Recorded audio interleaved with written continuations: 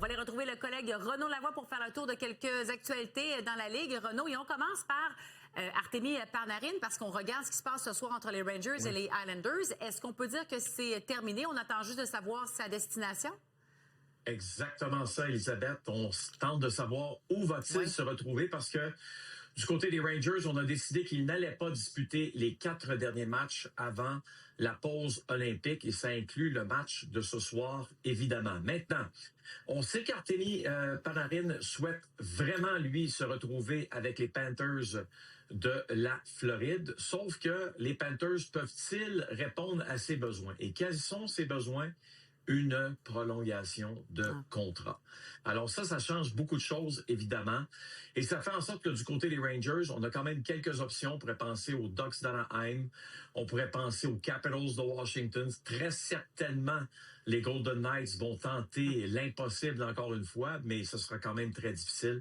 Il va y avoir plusieurs équipes dans la Ligue nationale qui vont être intéressées à ses services, mais une chose est certaine, s'il obtient une prolongation de contrat, le retour sera beaucoup plus intéressant pour les Rangers de New York. Oui, c'est clair. Et Renaud, on regarde le match, bien sûr, des Islanders. Je mentionnais un des nouveaux venus qui s'est inscrit à la marque.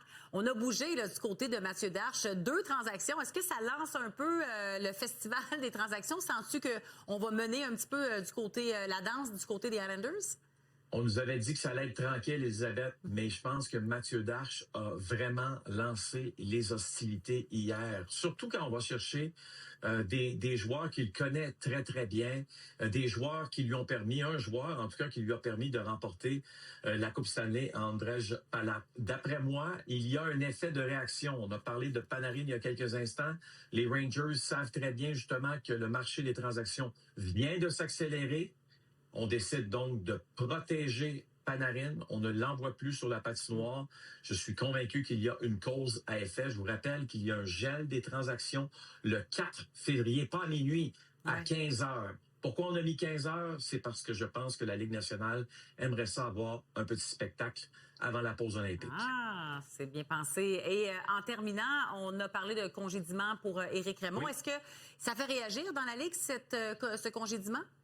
Bien, il y a 32, évidemment, entraîneurs des gardiens dans la Ligue nationale. J'ai réussi à parler à quelques-uns de ces entraîneurs et je peux vous dire qu'ils étaient effectivement surpris de la décision des Canadiens de Montréal parce que normalement, Elisabeth, lorsqu'on remercie un entraîneur des gardiens, c'est arrivé, entre autres, du côté des Islanders un peu plus tôt cette saison, c'était que la relation entre les gardiens et l'entraîneur des gardiens n'est pas au beau fixe. Alors que ce n'est pas du tout le cas présentement avec Éric Raymond, qui a une très, très bonne relation avec ses gardiens, Samuel Montembeault, entre autres. Je pense qu'on est allé beaucoup plus du côté des performances des gardiens de but. N'oublions pas une chose qui est très importante, là.